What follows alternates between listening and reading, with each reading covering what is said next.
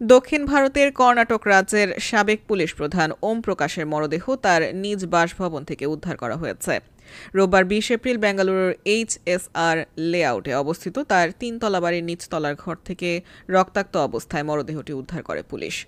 ঘরের মেঝেতে রক্তে ভেজা অবস্থায় ওম প্রকাশের দেহ পড়ে থাকতে দেখা যায়। তার দেহে স্পষ্ট আঘাতের চিহ্ন রয়েছে বলে জানিয়েছে পুলিশ। পুলিশ সূত্রে আরও জানা গেছে, সাবেক এই শীর্ষ পুলিশ কর্মকর্তার স্ত্রী পল্লবী প্রথম পুলিশকে ঘটনার ব্যাপারে জানান। পরে পুলিশ পল্লবী এবং তার মেয়েকে জিজ্ঞাসাবাদ শুরু করেছে। প্রাথমিক তদন্তে পরিবার সদস্যদের জড়িত থাকার সম্ভাবনা উড়িয়ে দিচ্ছে না পুলিশ।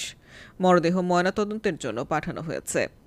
উল্লেখ্য, ওম প্রকাশ ১৯৮১ ব্যাচের ভারতীয় পুলিশ সার্ভিস আইপিএস কর্মকর্তা ছিলেন। ২০১৫ থেকে ২০১৭ সাল পর্যন্ত তিনি কর্ণাটক রাজ্যের পুলিশ মহাপরিচালক ডিজিপি হিসেবে দায়িত্ব পালন করেন।